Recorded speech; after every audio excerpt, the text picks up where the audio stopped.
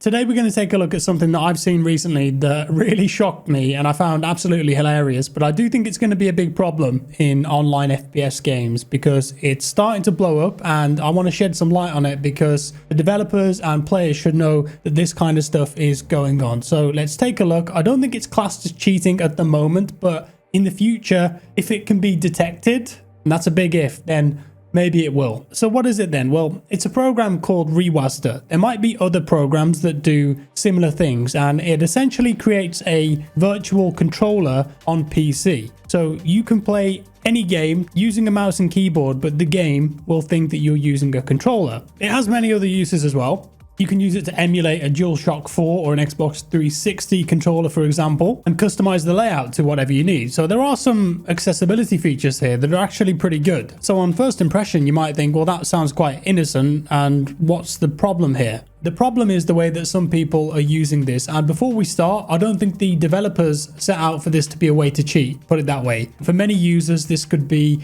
an incredibly useful program. So how are bad actors abusing this? Well, first thing, let's say that I'm playing a competitive FPS game that has crossplay or cross input. For example, you can play with controller and mouse and keyboard. So Call of Duty, Warzone or Modern Warfare 3. I would go ahead and install Rewazder, set up my config, load the game and then queue up for a match. So to start with, a lot of competitive FPS games use input as a factor in their matchmaking. So even if I was using the mouse and keyboard, with this software, the game will think that I'm on controller and it will favor other controller players to play against. Most of those people will be playing on console. So I'd be tricking the game into thinking that I was using a different input. Second thing, you'd probably guessed this already. I'd now have mouse and keyboard, which enables me to do super quick, accurate turns, flicks on people, etc., and aim assist.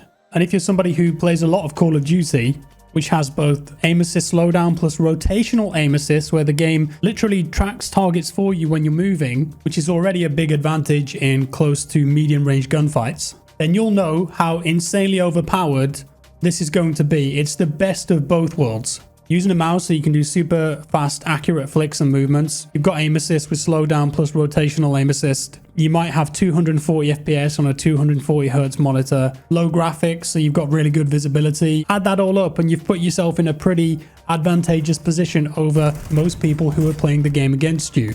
But it gets worse than this because you can use Rewazder to implement configs that essentially give you no recoil on specific guns. And we've seen stuff like this in the past in previous games, like Warzone, especially when that exploded in 2020, people using Chronuses and strike packs where they would run scripts on the controller so they had no recoil. You can also do that kind of thing on Rewazder. Now, I just want to say I've not tried this program myself. I don't want to download it on my PC in case in the future it's retroactively flagged as a cheat, because I think that could actually happen down the line. Also, you have to spend like £6 on it or $10, and I just don't really want to do that. So I can't personally attest to how it feels. However, there's a guy on YouTube that I found called It's Just Sneaky who demonstrated this in a video recently, and he's calling out people using this. It's a good video. I'll link it down below if you want to see this program in action. And he showcases this in a game called The Finals. Now, aim assist in this game has already caught a lot of flack because apparently it's just insanely strong, even stronger than Modern Warfare 3 and Warzone. And some people are already asking for it to be nerfed in that game. But he showed a clip where he was using the FCAR and he's on mouse and keyboard. You can see the icons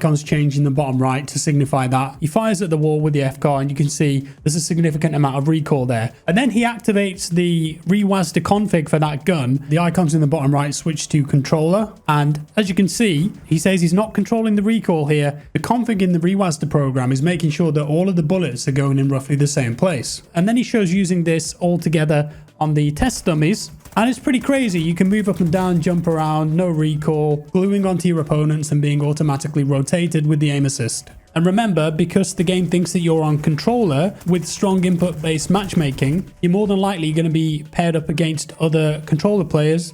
Most of them on console, they're not going to be using this. And in my opinion, in a PvP game, this kind of thing is definitely cheating. It crosses that line for me. I imagine there are people using this in Apex too, where aim assist is also insanely strong. But playing on mouse, you get the benefits of both. And I wonder how long people have been doing this for. If you search on YouTube, you can find videos of this being used on Modern Warfare 2. Maybe there's been other programs in the past that have done this too, and they just weren't that widespread. I guess the original form of this would have been using a Zim on console, plugging your mouse and keyboard into it, and then essentially you've got the same thing, but in the past you'd have been limited to 60 FPS and you wouldn't have the level of customization that you have on PC. But I know that companies like Activision and EA have been working with the console manufacturers, Xbox and PlayStation, to detect these devices and ban them. And I've seen lots of evidence with Warzone in particular where people have used these devices and they're asked to unplug them before they can keep playing. If they don't, they'll get banned.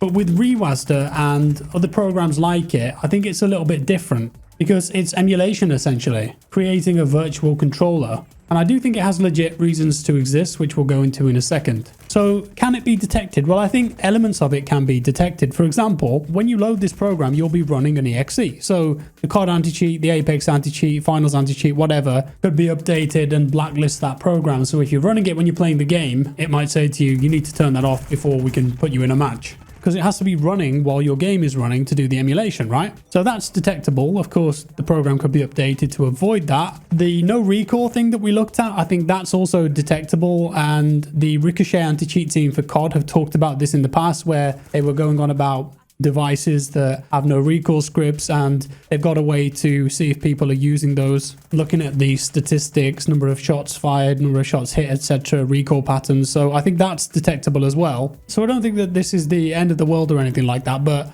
I want to shed more light on it. I don't mean any shade to the developers of Rewazda. They probably set out to build this with all good intentions, like emulation's cool, controller emulation's cool. As I mentioned, there's a ton of legitimate, interesting and fun reasons to use this program on your PC. If there's a certain PC game that you want to use a specific controller on, it doesn't work, well, you could use this. If you've got an older controller and you want your PC to think that it's a DualShock 4, you could use this. But because of how insane aim assist has got in PvP games, with cross-play and cross-input matchmaking, people will use this to gain an advantage, and some might just use it in public matches, others might use it in tournaments where there's money on the line. That's going to lead to some pretty sticky situations. When you've done watching this video, just go search on YouTube Rewazda config for Call of Duty or Rewazda config for the Finals, and it is everywhere. So many people have made videos on, hey, here's the best config for Rewazda on COD, feels like a real mouse, no recoil. And some people ask in the comments, is this cheating? Can I get banned for it? And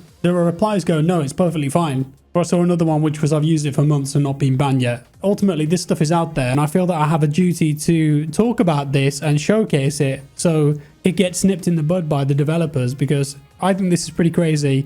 And at the moment, technically, I don't think it would be detected as a cheat. As I mentioned, maybe in the future it will. That's why I'm not installing it on my PC. I don't want to catch a ban. And just to be clear, I don't want people to think that this is a video complaining about aim assist. It isn't. If mouse and keyboard players complain about aim assist, I don't think it's going to change. It is what it is, and it's up to the developers of these games to decide what they deem appropriate for that. But it does bring up an interesting point that some mouse and keyboard players that are hyper competitive are willing to install a virtual controller like this so they can give themselves aim assist on mouse, because maybe they feel like that's the only way that they can compete with controller players. I'm sure that some people who have installed this program have used that as the reasoning to justify what they're doing. Of course, that's their prerogative, that's their opinion. And in the future, they might get banned for it. I think this is a bit of a risk for your account. Another way that you could get a big advantage with this is that certain games have way less recoil on controller than on mouse. Battlefield 5 and Battlefield 2042, for example, you have much lower recoil if you're using a controller. So hey, install Rewazda, now you've got less recoil by default and you've got aim assist, plus all of the advantages of playing PC and mouse and keyboard. Don't forget, on top of this, you could run no recoil configs on Rewazda for specific guns. Put that all together, you're going to be pretty overpowered. But should the ability to use this program to give yourself aim assist on mouse and keyboard be allowed in the terms and agreements of the game? In my opinion, as I said,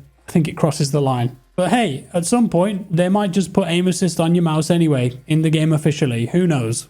Not that I would want that, but never say never. There it is. Let me know your thoughts down in the comments below. Hopefully a few developers get wind of this and see what's happening. And then it's up to them, I suppose, to figure out if they think this is cheating or not. Because it's not just one game that's affected by this. I mean, we've talked about Apex, the Finals, COD. It would affect other games too, especially those games that have strong aim assist and rotational aim assist, that kind of stuff. There it is. That's all for today, folks. Do let me know your thoughts down in the comments below. Do you think something like this is cheating, or is it just a way when you're playing on PC to customize your game?